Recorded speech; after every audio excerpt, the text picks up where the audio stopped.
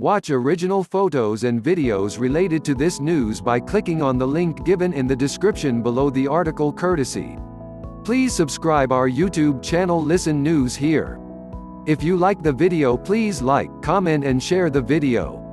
Washington, the cost of NASA's Space Launch System has grown to the point where the agency must notify Congress and perform a formal reassessment of the program, NASA's Inspector General concluded in a March 10 report.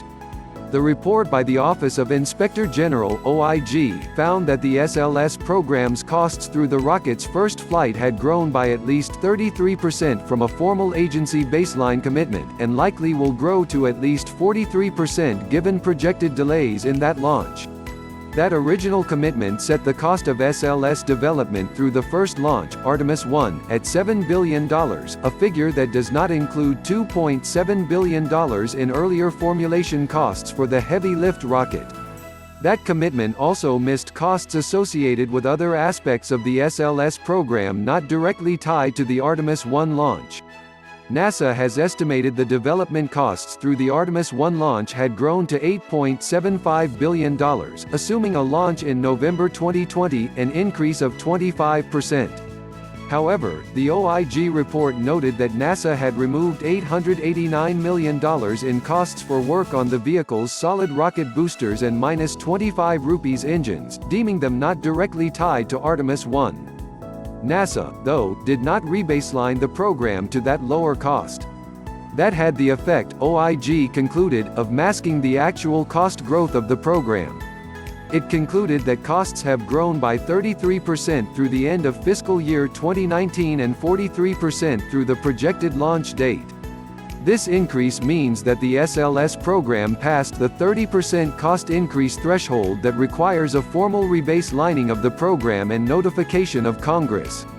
Moreover, NASA would have to stop funding the program 18 months after that notification unless Congress reauthorized the program and allocated funding to accommodate the cost increase.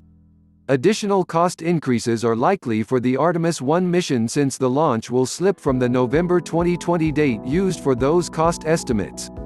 The OIG report states that NASA's internal estimates project the launch taking place no earlier than the spring of 2021. In a February 28 speech, Steve Yurchik, NASA Associate Administrator, said he expected that launch to take place in the mid to late 21 timeframe. NASA is working on a new formal launch date for Artemis 1.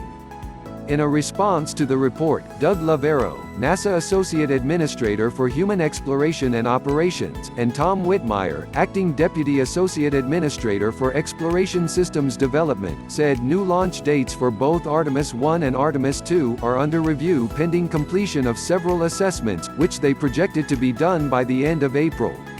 NASA leadership will review the results of these assessments and then rebaseline the SLS program, they wrote. NASA will communicate the results of these reviews to Congress and will comply with all the applicable reporting requirements. That assessment also does not capture the full cost of the SLS program, such as funds spent on work for Artemis 2 or later missions. The OIG report estimated that NASA will have spent $17 billion on SLS through the end of fiscal year 2020, of which $5.9 billion is not included in the baseline commitment. NASA leadership, the report stated, acknowledged that approach is not a good fit for managing a long-term human exploration program with multiple planned missions over decades, but had decided to focus on costs through Artemis 1 early in the SLS program given uncertainty about long-term plans.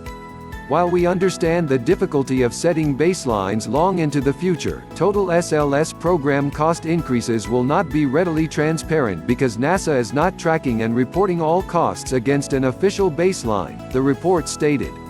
For example, NASA currently does not have a cost estimate for Artemis 2 and is not tracking or reporting cost impacts caused by schedule delays or technical challenges for that mission. Much of the reason for the cost growth has been on the well-documented difficulties with the SLS core stage being built by Boeing. That included repeated safety-related quality assurance nonconformances, such as foreign object debris in core stage hardware, found in an October 2019 review by the Defense Contract Management Agency of Boeing's work on the core stage at the Mashhad Assembly Facility. That resulted in a 2-day production pause there as Boeing developed a formal corrective action plan. Boeing, in a March 10 statement, acknowledged the problems but argued that its performance will improve. Such an undertaking has certainly had its cost and schedule challenges over the years, but the investment has paid off in bringing together the required talent, technology and tooling to build this unprecedented deep space rocket, the company said.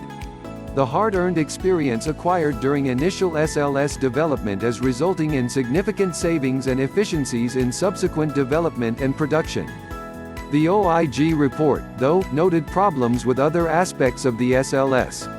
The cost of the rocket's interim cryogenic propulsion stage, the upper stage of the Block 1 version of SLS, has more than doubled to $358 million through the Artemis 1 launch.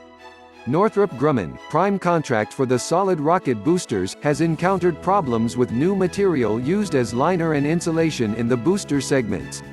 Aerojet Rocketdyne, which has a contract to produce new -25 rupees engines when the current supply of shuttle-era engines is exhausted, has encountered a 2-year delay developing the nozzle, although task rearrangement will delay final certification of that new engine by only 3 months. The contractor's spend rate currently meets expectations, the OIG report stated, but due to the schedule delays, cost overruns are likely to occur.